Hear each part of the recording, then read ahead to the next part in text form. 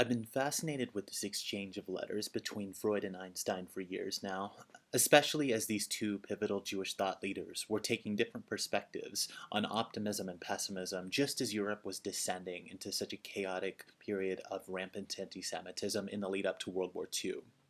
So I thought actually I might simply read excerpts from my recent book where I try to frame their views in light of what followed. Let me just read this. Halfway between the world wars, Albert Einstein dispatched a letter on behalf of a new project with the League of Nations. The International Institute of Intellectual Cooperation in Paris was founded in 1925 to foster intellectual and cultural exchange between scholars, artists, scientists, and teachers. It was a precursor to the United Nations' current project, UNESCO. The International Institute of Intellectual Cooperation was a long shot aiming to stymie the destructive forces that had led to the First Great War. Einstein picked Freud as his conversation partner in this exchange of open letters for public consumption. In the summer of 1932, Einstein began writing, having seen his correspondent's awful account of human aggression, and Einstein felt such pessimism revealed a deep devotion to liberation. Only experts could cipher the, as he put it, the perplexing vagaries rooted in complex psychosocial phenomena driving around self-destruction.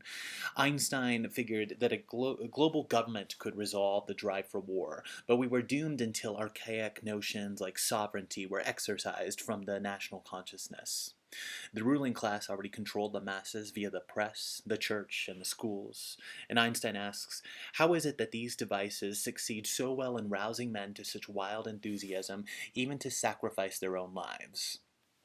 Only one answer is possible, he said, because man has within him a lust for hatred and destruction.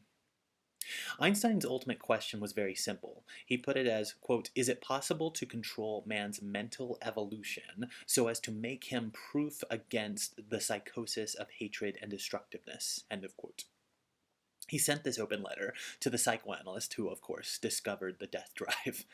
Freud's response cheers Einstein's optimism while lamenting our own self-destruction. On Freud's wager, humanity enjoys repetition. It's the whole reason that his private practice is filled with patients who had every opportunity to change and yet refused.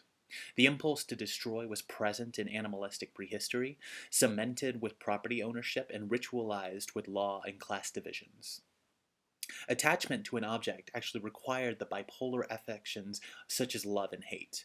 We couldn't hold one without the conditions for the other, or progress and destruction, where there would be each two vectors of desire, hatred and love, progress and destruction.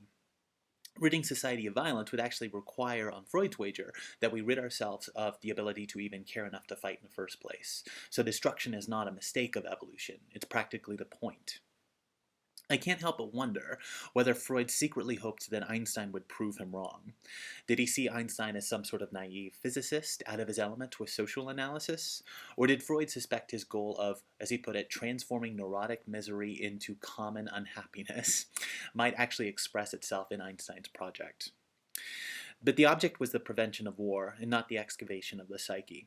At any rate, the pessimist, Freud proved right when anti-Semitism reached a murderous fever pitch and pressured his evacuation to England a few years later. 7 years after this exchange of letters, Freud was still lucid enough on his deathbed to understand the gravity of the German army's invasion of Poland. So one believed in an intellectually pacified future which never came. The other foresaw perpetual destruction that has not yet rid the earth of humanity. Neither knew of the apocalyptic possibilities of nuclear war or climate collapse around the temporal corner, and neither took seriously enough the religious commitment to realize such vivid apocalypse. They were worlds apart in their visions of the future. Next, the reading on Rubenstein asks a series of questions that Jewish theology never truly resolved after the Holocaust, or what Jews call the Shoah. Two-thirds of all Jews in Europe were murdered between 1942 and 45, and that's about 40% of all Jews worldwide. It was an unimaginable, mechanistic genocide. And of course, the question for faith became, where was God in all of that? How do we understand God's role in God's absence in the midst of that genocide? Where was God in all of that? Why didn't God save the people of God? Rubenstein is going to let that sit in the background as he explores this concept broadly called the death of God. and that death is a cultural event, he is careful to say. Gods, of course, don't die, but faith in God dies all of the time.